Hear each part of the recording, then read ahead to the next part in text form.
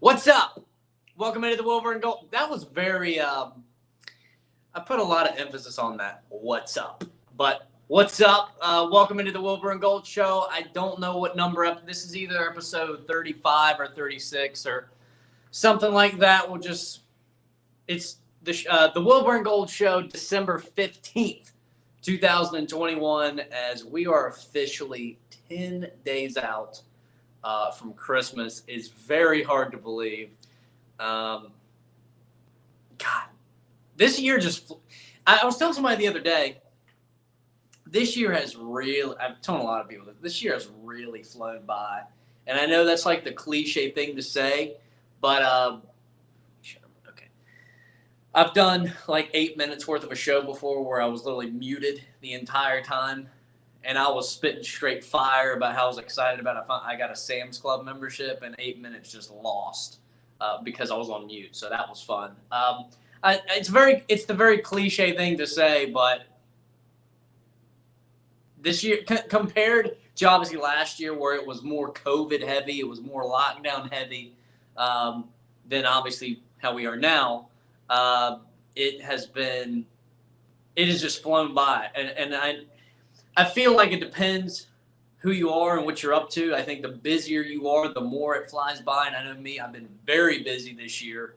I feel like I've done a half a bazillion different things career-wise this year, as in January through April, I was doing play-by-play broadcasting for basketball, then baseball, and then I did PA and ESPN producer, Red Hat, timeout coordinator. Basically, for the College Cup, which is the NCAA soccer tournament, I was the guy I was PA through up until the Final Four, and then the Final Four hit, and I was the timeout coordinator, which is essentially so basically, I've got an earpiece in with the ESPN producers, and basically they cannot start the match until I tell them to, because they've got the broadcasters. So this is kind of a cool little peek behind the curtain for me, because I'm into this. This is what my career path is, part of it.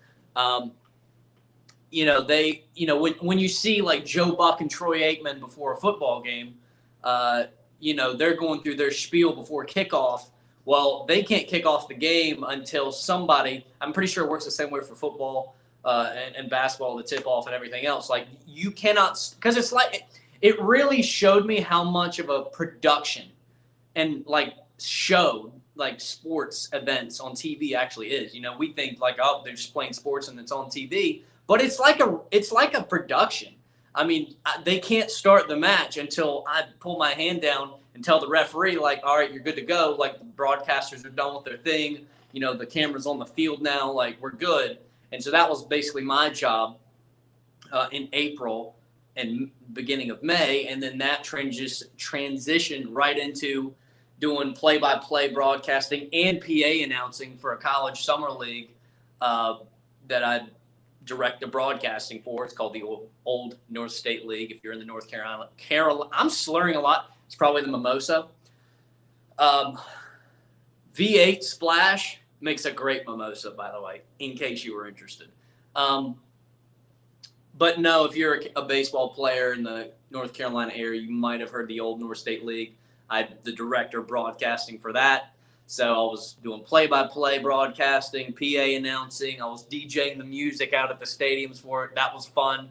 It introduced a whole new world of, DJ. I wasn't DJing, but playing the music. That was fun.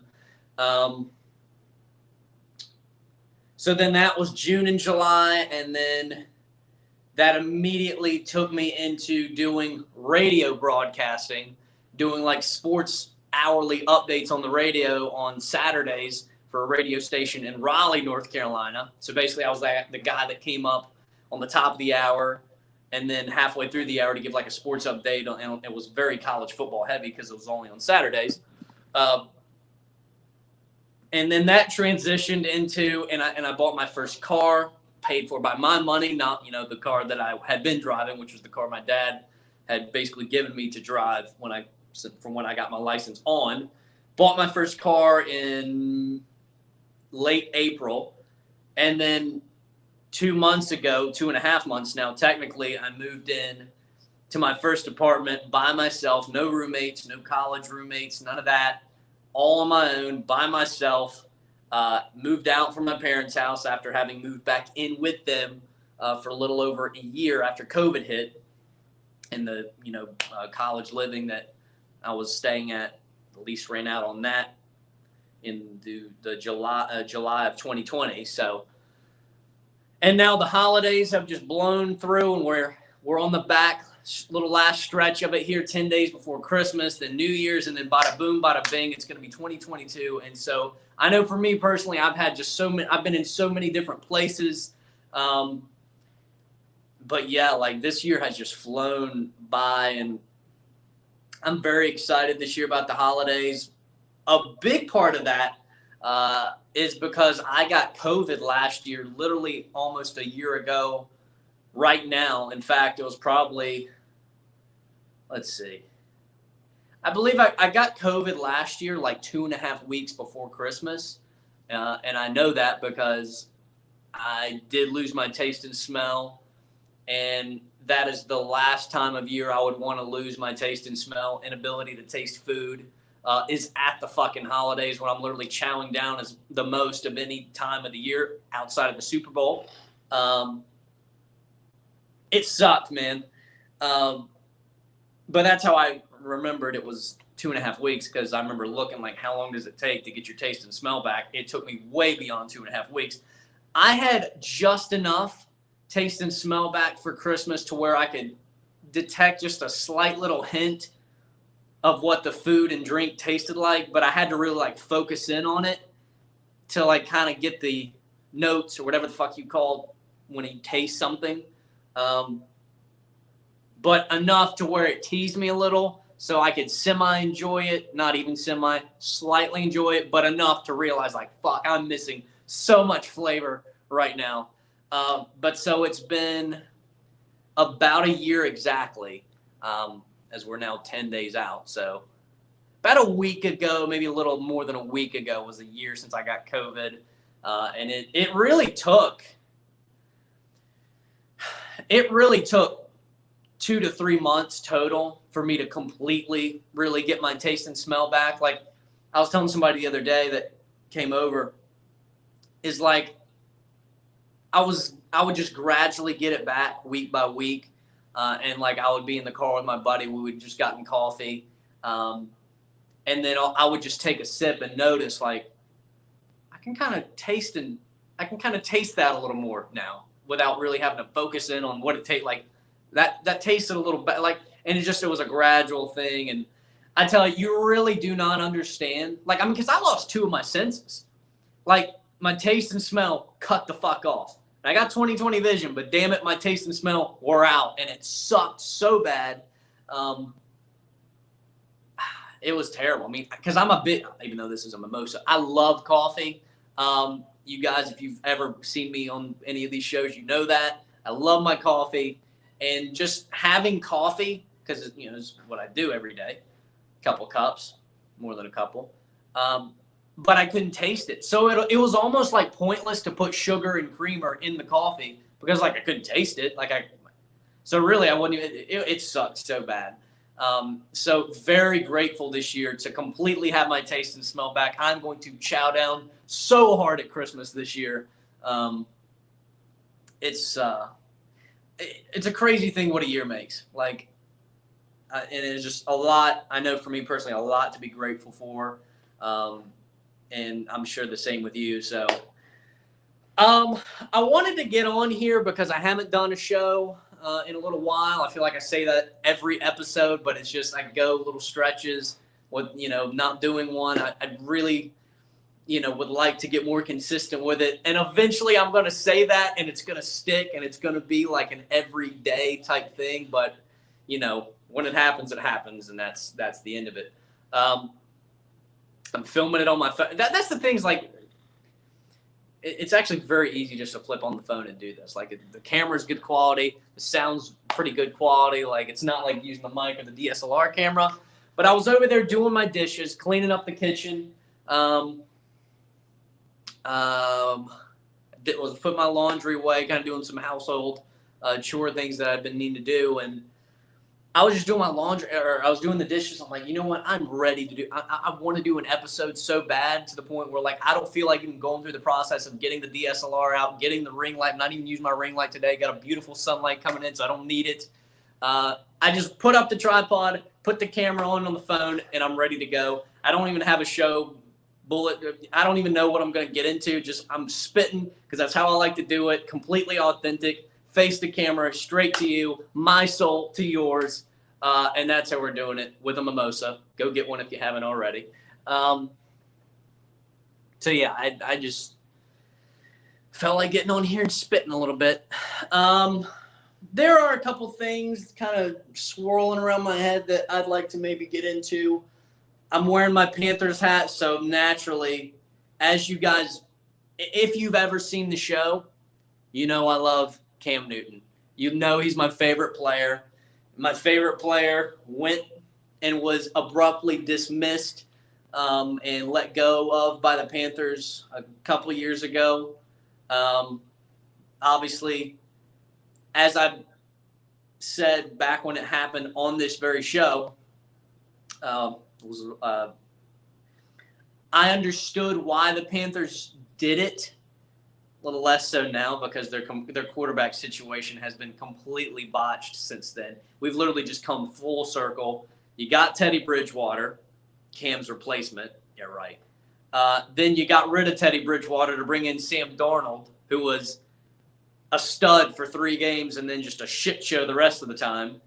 But before you got Sam Darnold, you had the number 8 overall pick. If the draft were today, by the way, as well, the Panthers would have the number 8 overall pick. But they had the number 8 overall pick last year. Justin Fields was on the table, and Mac Jones was on the table. They went with J.C. Horn, who I do like, by the way. I'm so for J.C. Horn. Like, this is the ultimate. I love the guy you drafted.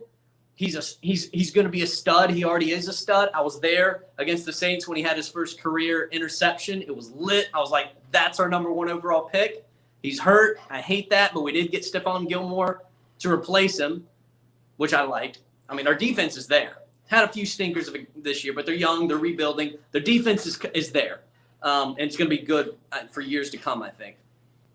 Very young defense, by the way, with Jeremy Chin. Gilmore's not a young gun, but he's really, really good. Obviously, J.C. Horn, others. Shaq Thompson. I could go on and on. I'm kind of nerding out right now. But as much as I love J.C. Horn, you should have gotten Justin Fields or Mac Jones. I would have picked Justin Fields over Mac Jones, because I think while Mac Jones was predicted and it was, in fact, proven, that Mac Jones was the most pro-ready of all the rookies, quarterbacks, first-round quarterbacks. Your Trevor Lawrence, your Trey Lance, your Justin Fields. Mac Jones was the most pro-ready right now, and he went to the ideal, best spot. I don't think Mac Jones has the success that he's having right now with the Panthers. I think he does with Bill Belichick and the Patriots. But Justin Fields, man, that's the guy you should have drafted, number 1 overall. I mean, he's just a showstopper. He's a superstar. He's electric. I mean, you saw what he did to Chicago's fan base immediately. I mean, when they went to Dalton to start it off, I don't know why the hell they did that anyway, but you saw the reaction. Like, what the fuck are we doing around here? Put in Fields. Put him in.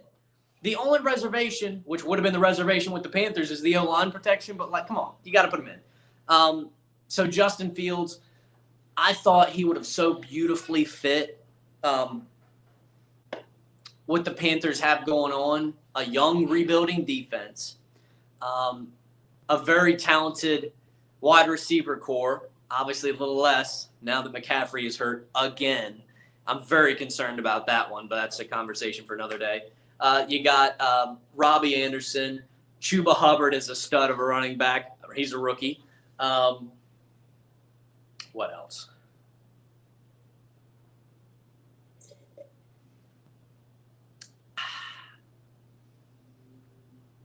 Did I say DJ Moore? Because he's obviously the best of what we have outside of McCaffrey on the offensive weapons. But Yeah. The only issue with the Panthers still remains that damn offensive line, and I don't understand. And you know what? I might have said this on the last show, but I'm going to say it again here because I want to clip it and post this. I was curious. The year that the Panthers ran through the NFL, went 15-1, Cam Newton won the MVP, and they went to the Super Bowl. I was curious. I'm like, was their offensive line that bad that year too? So I looked. It turns out, now I don't know how it progressed throughout the year, but coming into 2015, the year that the Panthers had their most dominant year ever, they had the single worst, 32nd ranked offensive line coming into that season. And it still, I believe currently, is one of the bottom 2 or 3. Might be the bottom. It's up for debate. Bears are there, but it's up for debate. How can something be that, and you fans know this, welcome into a new viewer, how can something be a problem that long and you do nothing about it?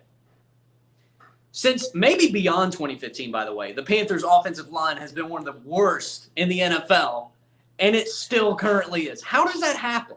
Like, I get, like, you're rebuilding the defense, but, like, the offensive line is so important. Like, Cam Newton might have not gotten as banged up as he has across his career had you have had a little better offensive line. Like, I know Cam's naturally going to run a lot. It's what he does, and you got to let him do it. What up, Paul N? Love this. We respect the grind, too. Paul N, grinding with no viewers. I love to see it. Keep it up, man. This work won't go unnoticed. It will pay off eventually. It absolutely will. I appreciate that. And it's fun for me. It's not about what it is about the viewers because I care about the viewers in the audience, but it's not about the viewers in the sense of this is just what I love to do, make content, talk sports, talk Star Wars, anything. So I appreciate that. And we will absolutely keep it up for people like you who give love like that. That was cool. But no, man, like how can the Panthers offensive line be that much of a problem for that long and you not do anything about it? Like it just you would think. So Cam Newton, they completely botched that number 8 overall pick. They didn't completely botch it because again I like J.C. Horn, but when you know that like you gotta even if you were sold on going with Darnold, and I know what the argument was. The argument was because Darnold is only 24 or 25 years old, so he is essentially the same age as a lot of these rookies coming out of the draft. I don't know why he's so young because this is like his 3rd or however many years in the league now, 4th year in the league. But like their thinking was, all right, he's as young as some of these rookies, so it's almost like having a rookie quarterback, so we're just going to go with that. But I think even if you were sold on Darnold, I would have still drafted somebody and had a quarterback battle. Like, have a competition. That's what this is all about. And I thought that Justin Fields, being the young, explosive quarterback that he was, I thought that maybe he would have fit perfectly with what the Panthers are trying to do in their young defensive rebuild. Somebody's yelling outside my window. Their young defensive rebuild, their young, potent offensive weapons. Justin Fields would have been the cherry on top to basically go forward with that. But they botched that. And then, of course, they brought back in my guy. It was one of the I get it. He's not what he used to be. He's not going to be what he used to. Like, I'm not going to be delusional. Some people are delusional with their fandom. Cowboy fans, I'm looking right at you. You're not Super Bowl contenders, and you haven't been for 25 years. No matter what the media tells you. Just saying. Let's see here. Paul in, back in here. Sports and Star Wars, you're speaking my language now. Love that. When you wrap up the Panthers talk, what are your thoughts on Star Wars Eclipse? So I'll go ahead and get into that now. I don't have a ton of thoughts on Star Wars Eclipse yet. Outside of the fan reaction to it has been, I mean, the fan reaction to it has been really, really good. I do know it's a game based on the High Republic, which I have not gotten into yet, like the book. I've been meaning to. I'm just excited about the Boba Fett show. But I did not know this was a thing. Like, I know that obviously they've been talking about doing a sequel to Star Wars, or to Jedi Fallen Order, which I'm still working my way through. I'm a little behind on that because I've just got so many games I'm trying to get caught up on. But they want to do a sequel to that. And we're obviously waiting on this epic open world Star Wars game whenever it happens, which I'm perfectly fine with them taking their time on it, because they said, and Ubisoft is the one doing it, company that does obviously Assassin's Creed and some really good ones. Where was I going with that? They're not rushing it because they want to do it right. They know what the fans want, and they want to do this the right way. So I'm perfectly fine with waiting on it. I mean, I've always imagined an open world Star Wars game that was like a Grand Theft Auto, but for Star Wars, where you literally are open world. You can go and do anywhere. And obviously games are getting better and better and better. I don't know if you saw the Matrix Awakens or whatever it was called, the demo that came out yesterday or wherever, the trailer or something came out on a Matrix game for Xbox Series X, and it just looked incredible. It's just, I swear to God, the worlds on these open world games are getting bigger and bigger and bigger, and the access is getting greater and greater. It's awesome. So GTA 6 is going to be incredible whenever we get it, and I think this open world Star Wars game is going to be incredible whenever we get it. Like, I just imagine a game where you can literally get on a ship and go from planet to planet. Like, obviously we know all the different planets in the Star Wars universe. You know, we can go to Coruscant, we can go to Mustafar, we can go to Geonosis. Obviously I'm very prequel heavy here, but like we can just go to whatever planet we're familiar with them. And like, you know, we can go to all these different planets. Like, that would be the ultimate Star Wars open world game, in my opinion. You know, where you could be a bounty hunter, or you could be like, an RPG, like you could do whatever you want. You could go to the Jedi route. You could go the bounty hunter route. You could do anything. You could become a professional. You could become a pod racer and go on tour. I don't know. Like, there's some really cool stuff they could do. But Star Wars Eclipse, I had no clue it was coming. I was in the gym working out the other day when the trailer dropped, and some buddies that I watched Star Wars Visions with, the anime series, which was actually my first experience with anime, and it was incredible. Loved it. They were like, "Oh shit, there's a new Star Wars game coming out." So watched it. It looked really cool. I need to dive more into what it is and what it's going to be like. I think it's going to be an action adventure game, but I don't know. Is it going to be an RPG or open world? Like, what is it? Or is it just going to be like a Jedi Fallen Order, just a different game, but similar concept? So speaking of Fallen Order, Paul says that Fallen Order 2 has been in development, which I thought it might probably be. I just don't think they've made any official announcement. Yeah, I think they had announced that it was going to be made, but other than that, like, I don't obviously no trailers or anything because I don't think they have one. Book of Boba Fett can't come any sooner. I totally agree with that. I can't wait. I'm excited to see, and you know what? The Mandalorian, it really set the bar as far as like Easter eggs and cameos, because obviously we got Boba Fett, we got Luke Skywalker, and who else did we get in season 2? Probably someone forgetting. Probably a really obvious one and big one that I'm forgetting. But like, we saw these cameos and Easter eggs for the Mandalorian, and it's just like, oh, of course, Ahsoka. Like, so it is going to be pretty epic whenever we get Boba Fett, and I'm excited to see where they go. I hope Bo-Katan, yep, I see that down there in the comments. Bo-Katan, obviously. Like, so all these, I mean, they really upped the ante. I mean, Mandalorian Season 1 was great. But Mandalorian season 2, it just upped the ante so much with all with all those cameos, and I'm excited to see where Boba Fett and to me, the Mandalorian was almost like, and obviously we're going to get season 3 of the Mandalorian, so that's not even done yet.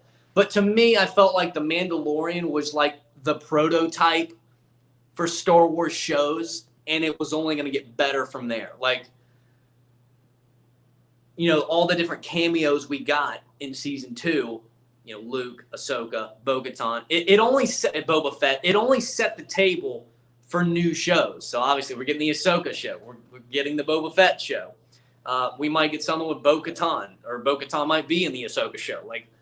And of course, the big one is Kenobi coming out next year, which I think is going to be epic beyond belief. I'm a massive Anakin Vader fan. Hayden Christensen is my dude. And the fact that not only are we getting him in Kenobi, not only are he and Ewan McGregor going to get another swing at each other, so they say, and we saw the duel in the concept art that came out a couple months ago. It's going to be epic beyond, the goosebumps that I'm going to have when I see, because I'm sure Hayden Christensen, whether in a flashback as Anakin or whether in that chamber where he takes his helmet off, when I get to see Hayden Christensen's face as Anakin/Vader again for the first time, the goosebumps are going to be unbelievable. It's going to be like the goosebumps I had at the end of Rogue One when Vader obviously came through the hallway. It's going to be on that level. Probably very similar to the goosebumps people got when they saw it. I like Luke, but Anakin's my guy. And so I'm with Anakin is how a lot of people were with Luke when his big moment came. But no, Kenobi's going to be epic. And then if that wasn't enough, Anakin's coming to Ahsoka. He's coming to the Ahsoka show. Now, I talked about this once before on here about how are they going to use Anakin and Ahsoka, because since we're assuming that Ahsoka is going to take place kind of right there at the end of Mandalorian season 2, where we saw her and she's going after Grand Admiral Thrawn. Anakin's dead.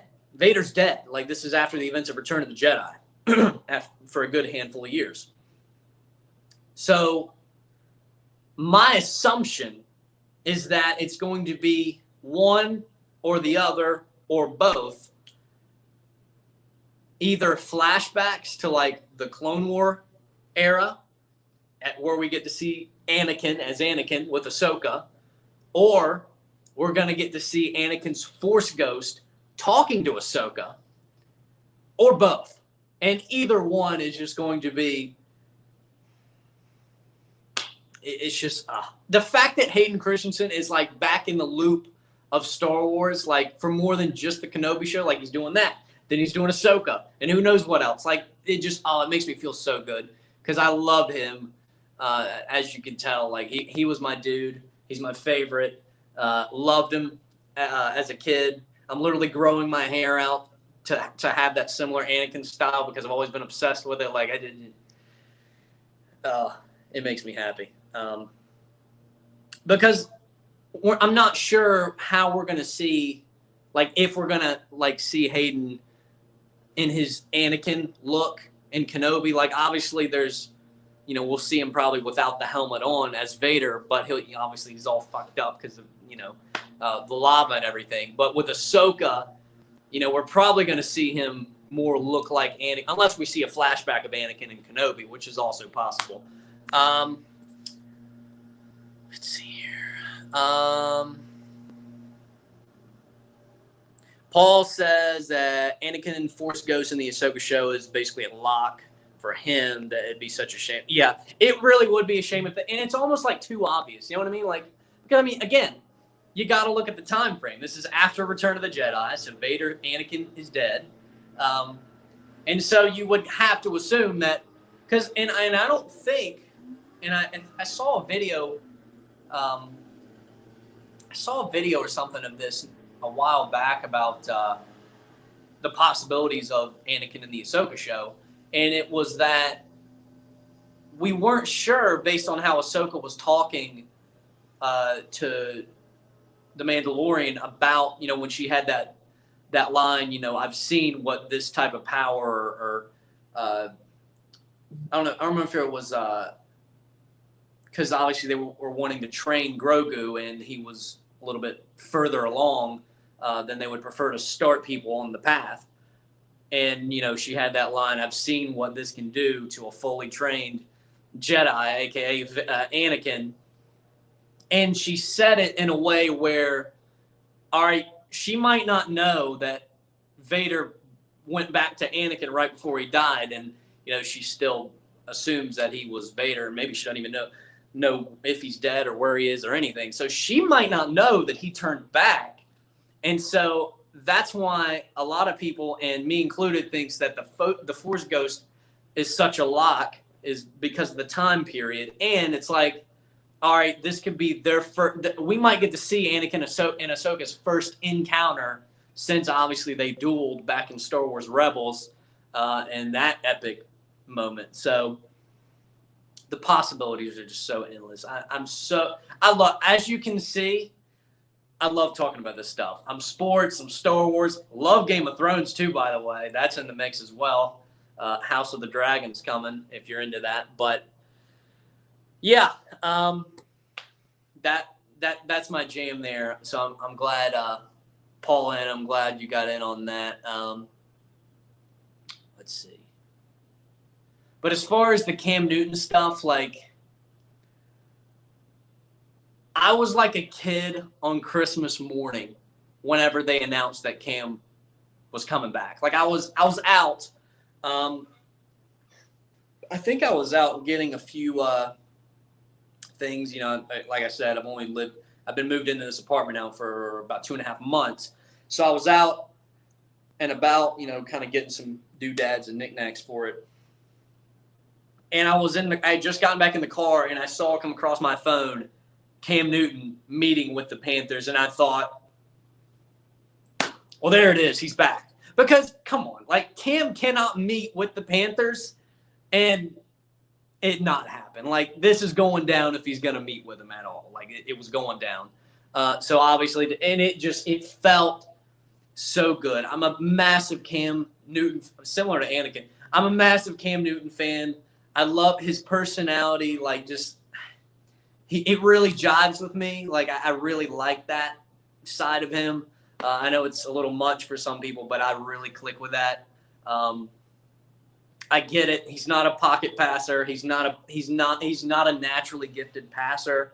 I feel like outside of the Miami game, which he looked, that one was a hard one to watch because it felt like that little period leading up to when he obviously got let go, and that was that. It just was like, oh no. But I feel like he's been better than not this year. And obviously that's not, even that phrase, even that statement alone is like, okay, but we need to do better. Then the positives outweigh the negatives. But they brought him in to see if he could give him a little spark to get him to the playoffs. That is not going to happen. I saw today the Panthers have a 0.3% chance of making the playoffs now. I do not lay all of that at Cam's door. The defense kind of didn't keep up against Washington. They really didn't kind of keep up this week against Atlanta. I mean, Atlanta dropped damn near 30. I think dropped 29 or 30 points. The defense has been one of the main things about the Panthers that has been like kind of, all right, that's pretty good. That's pretty elite so far, for the most part. But, Cam's been running it like he always used to run it. Some of these moments, I mean, listen, it got a lot of flack naturally because it's, the media reacts to a lot of these moments where athletes are feeling themselves and they just get excited and they do something. I, on the other hand, love it because it's show, it's fun, and it's what it's all about. I felt like because of just where Cam's been since leaving the Panthers, I felt like it was warranted a little bit when he ran that touchdown in against Washington. and literally ran to the midfield logo, planted the football down like he was planting the flag on the moon, and just did the Superman right there at midfield. I mean, I wanted so desperately to go to that game. I didn't, just because the ticket, if I was going to do it, I should have gotten the ticket way ahead of time. But by that point, it was too expensive. But God, that moment must have been something else to see live there. But no, Cam's never going to be what he was in 2015. I have no illusions of that. But, man, it feels good. And it felt good and still feels incredible to see him in a Panthers #1 uniform again. I don't care what the haters have to say about it. I don't care what the naysayers that say, oh, this is a terrible idea. This is just, I see nothing but trouble coming from. Like, relax. I feel like he's done more good than not. He's still not, he's had a couple of gaps here and there, had an interception and a fumble against Atlanta, had a really bad game against Miami, but for the most part played pretty solid against Atlanta, had a good game against Washington, and obviously even though he didn't start, those moments against Arizona in his first week back, even though he didn't start, those moments where he came in early in the game really propelled them to dominate against Arizona, even though they didn't have Kyler Murray. But Paul says it's tough to see. It's tough seeing Cam struggle to throw short passes. Yeah, and again, like that is Cam's downside. As much as he is, Superman and can literally run through 3 tackles like he did that first running touchdown against Arizona. Now, I will say, taking out the Miami game where he was atrocious, I feel like Cam's passes have gotten better. It's still not something you can hang your hat on. Like, it's not the long-term answer. I really would have loved to see him get, like, I don't even care. Like, all I wanted was them to get into the playoffs and then potentially give him a chance to be the starter next year. But I honestly have no clue what's going to happen. And if the Panthers do end up getting a pick that is right there in that top 10 range in the draft, I need them to – I would hope that they would learn from the mistake of last year and draft a freaking quarterback. Like, I would love the Panthers to end up with Kenny Pickett out of Pittsburgh, the guy who had the fake slide, the slide cancel, even though everybody – and I get it. Like, you got to protect people, so they obviously a lot of people did not like that. I thought it was football genius on display because think about it. Like, he didn't go into that thinking, all right, I'm going to fake slide. Like, it was literally like it was a very improv football decision. And Kenny Pickett, obviously, he was a Heisman candidate, wasn't going to win it over Bryce Young. But he had a heck of a year. I mean, very, very good year. And when he did that, it was just such an improv, just football genius instinct move. I loved it. So I would love to see the Panthers draft Kenny Pickett or someone. If I had to choose, I would choose Kenny Pickett. Like, even if they, like, bring Cam, like, get rid of Darnold. Get rid of Darnold. Maybe. See how Cam does over the offseason.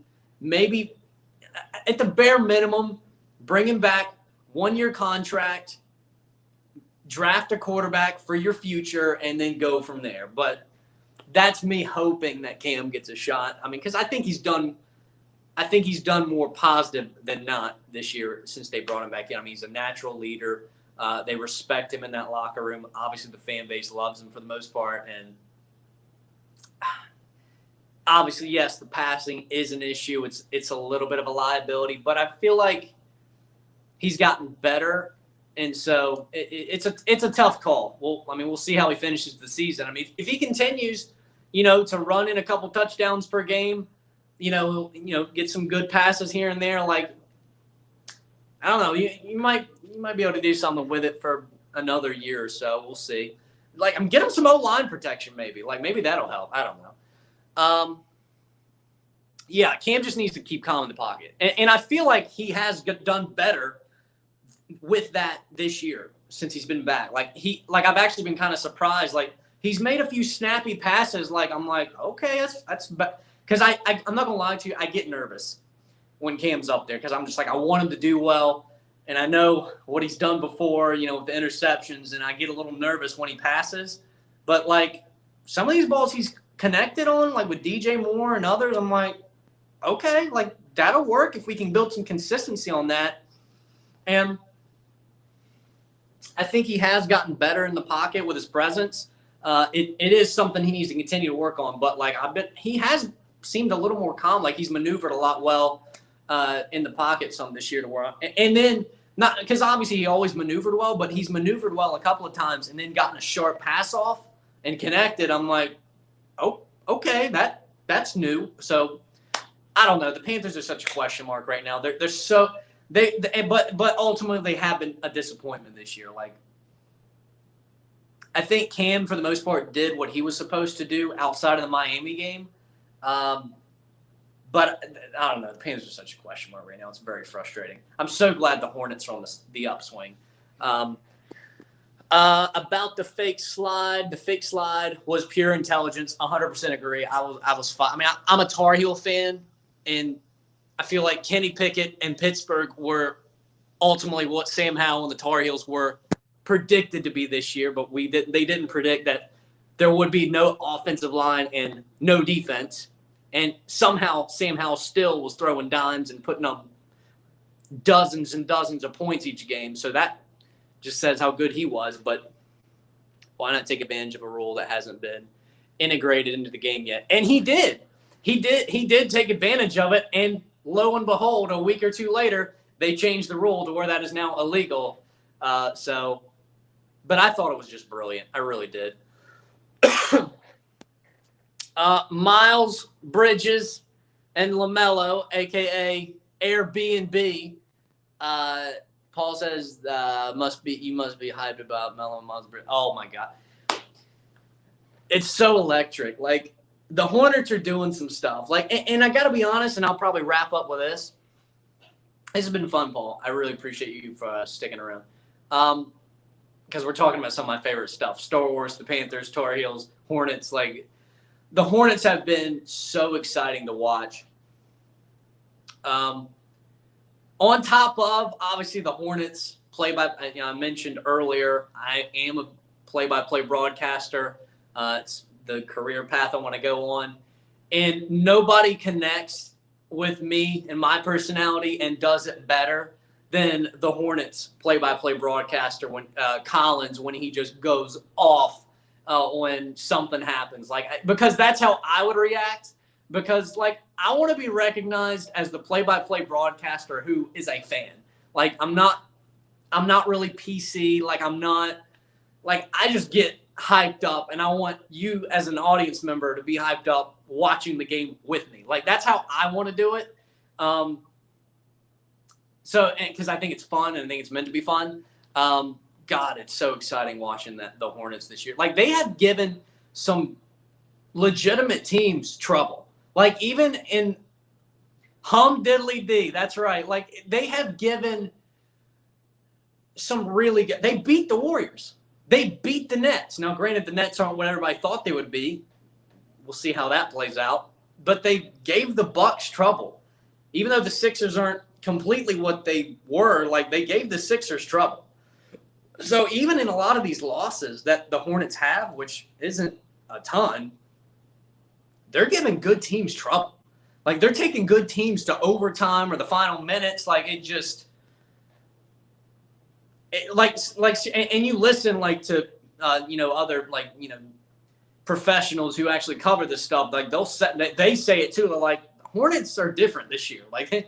And you could kind of see it coming a little bit last year, going into the end of the year, but really they have taken a leap this year.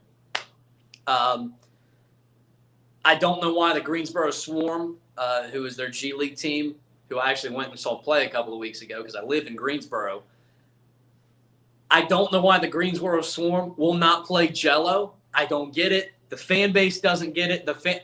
I thoroughly enjoy every time the Swarm posts something. They gave Jell-O They gave him some time the other night, and go figure, he immediately made an impact. No shit, really. I'm so surprised to hear that. I don't – now, maybe there's a reason why, and we just don't know, or I don't know, whatever. But, if there isn't, Why are you not playing Jello? For what? To use him to post him on Instagram so he gives your team traction, but you don't play him? Like, I don't know. Like, the fan base hates it. The fan base absolutely hates it. Like, if you go on, like, literally right now, if you go to the Swarm's Instagram page, go to every post and go into the comments, you will see free Jello, play Jello. Stop using Jello for clout and actually play him if you're going to post him so much. Like, the Swarm fans can't stand it. I can't stand it because I don't get it. And again, I'm trying not to talk out of my ass too much because there might be a legitimate reason we don't know behind the scenes. But Paul, absolutely Jello is a dog. And he came in like right away the other night for the Swarm. I think it was his first time since he got a couple minutes his first game or whatever. He came in the other night and was dropping buckets. Like, he came in and he was immediately making an impact. I'm like, really? What gave you that idea? Like, just really? So, oh, man. But, yeah, Jello's a dog. And, you know, I really hope that – I would love to see him go. I mean, because he tore up the preseason preseason. He tore it up. And I, you know, we'll see what happens with him. But, yeah, I think I'm all out of steam here. This was fun, Paul. I appreciate you sticking around. You know, I was just doing my dishes, and I'm like, I hadn't done an episode in a while, and I'm thinking, you know what? I'm going to flip the camera on, and I want to get going and start spitting a little bit here. And I'm glad you popped in here and stuck around. And you hit the nail. You hit the nail on the head. And that's like, I don't care about how many people are watching. It doesn't affect me. Like, obviously, I want to grow it. I'm not, you know, I want to grow it. But at the same time, that's not why I do it. I do it because I love this stuff. I love putting out content. I love podcasting, communicating.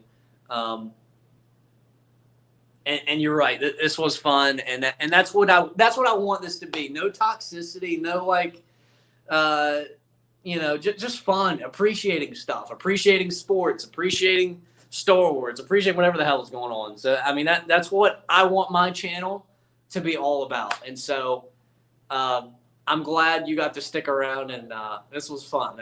That made my day. So Paul, appreciate it. That's the Wilbur and Gold Show. We will catch you next time. Take it easy.